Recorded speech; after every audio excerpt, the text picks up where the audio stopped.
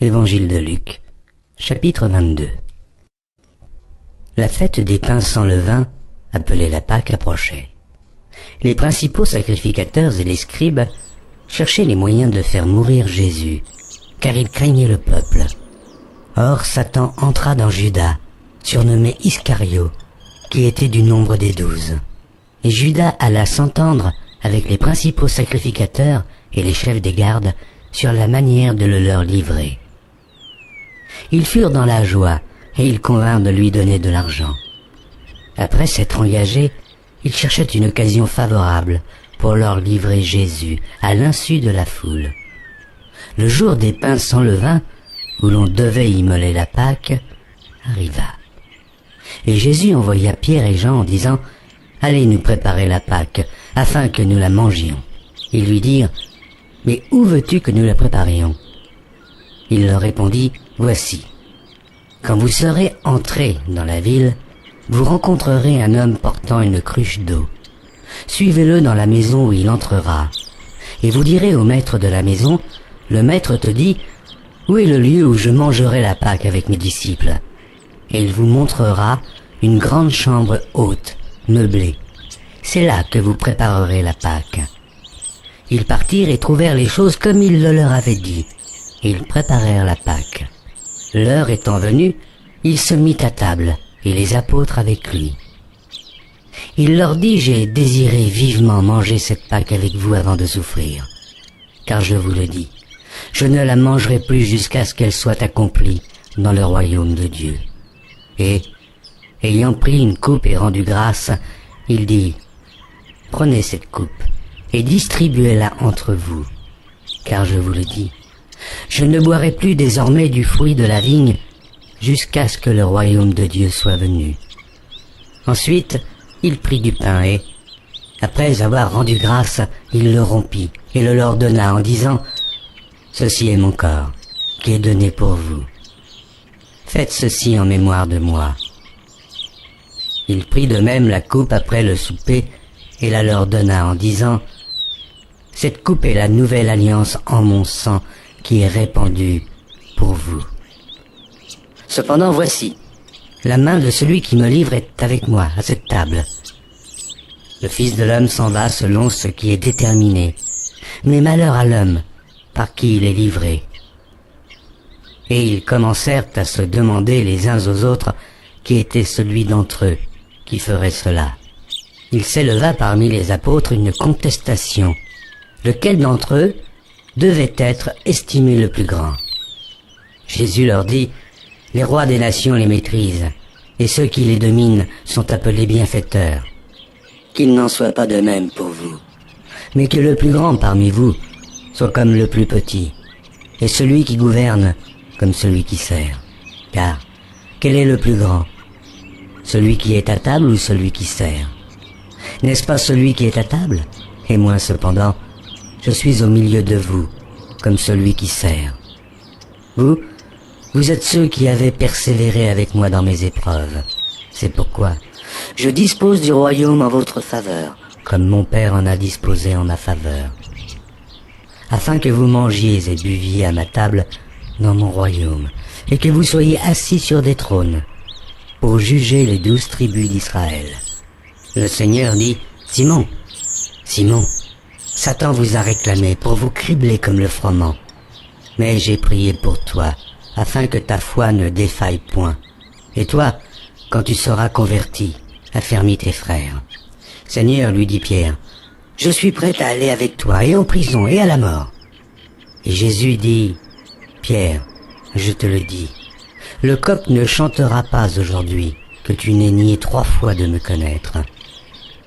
Il leur dit encore, quand je vous ai envoyé sans bourse, sans sac et sans souliers, avez-vous manqué de quelque chose? Ils répondirent, de rien. Et il leur dit, maintenant au contraire, que celui qui a une bourse la prenne, et que celui qui a un sac le prenne également, que celui qui n'a point d'épée vende son vêtement et achète une épée.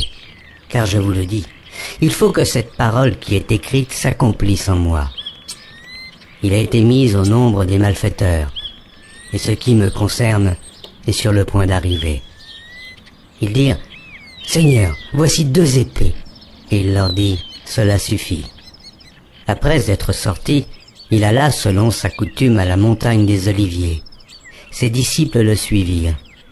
Lorsqu'il fut arrivé dans ce lieu, il leur dit, « Priez, afin que vous ne tombiez pas en tentation. » Puis il s'éloigna d'eux à la distance d'environ un jet de pierre, et, s'étant mis à genoux, il pria.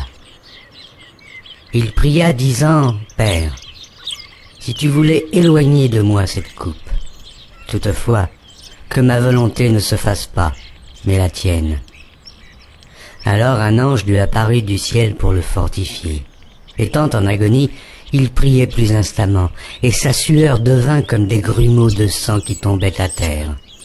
Après avoir prié, il se leva et vint vers les disciples, qu'il trouva endormis de tristesse, et il leur dit, « Pourquoi dormez-vous? Levez-vous et priez, afin que vous ne tombiez pas en tentation. » Comme il parlait encore, voici, une foule arriva, et celui qui s'appelait Judas, l'un des 12, marchait devant elle. Il s'approcha de Jésus pour le baiser, et Jésus lui dit, « Judas, c'est par un baiser que tu livres le Fils de l'homme. » Ceux qui étaient avec Jésus, voyant ce qui allait arriver, dirent, « Seigneur, frapperons-nous de l'épée ?» Et l'un d'eux frappa le serviteur du souverain sacrificateur et lui emporta l'oreille droite.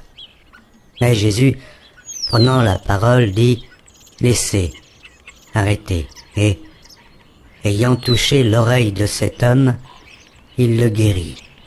Jésus dit ensuite aux principaux sacrificateurs, aux chefs des gardes du temple et aux anciens qui étaient venus contre lui, « Vous êtes venus comme après un brigand, avec des épées et des bâtons. J'étais tous les jours avec vous dans le temple, et vous n'avez pas mis la main sur moi. Mais c'est ici votre heure, et la puissance des ténèbres. » Après avoir saisi Jésus, ils l'emmenèrent et le conduisirent dans la maison du souverain sacrificateur. Pierre suivait de loin. Ils allumèrent du feu au milieu de la cour, et ils s'assirent. Pierre s'assit parmi eux.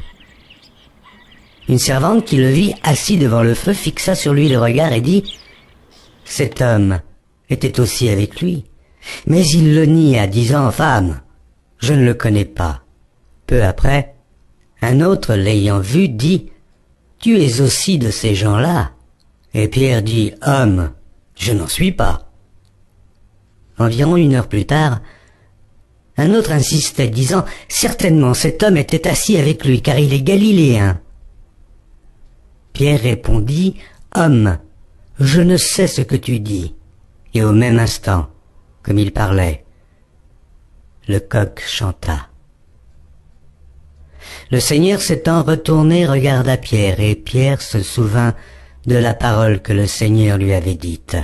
« Avant que le coq chante aujourd'hui, tu me renieras 3 fois. » Et, étant sorti, il pleura amèrement.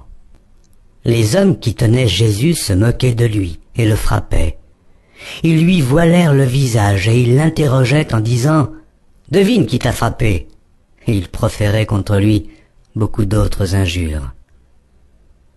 Quand le jour fut venu, le collège des anciens du peuple, les principaux sacrificateurs et les scribes, s'assemblèrent et firent amener Jésus dans leur sanédrin. Ils dirent, « Si tu es le Christ, dis-le-nous. » Jésus leur répondit, « Si je vous le dis, vous ne le croirez pas.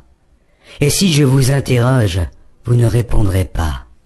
Désormais le Fils de l'homme sera assis à la droite de la puissance de Dieu. » Tous dirent, « Tu es donc le Fils de Dieu ?»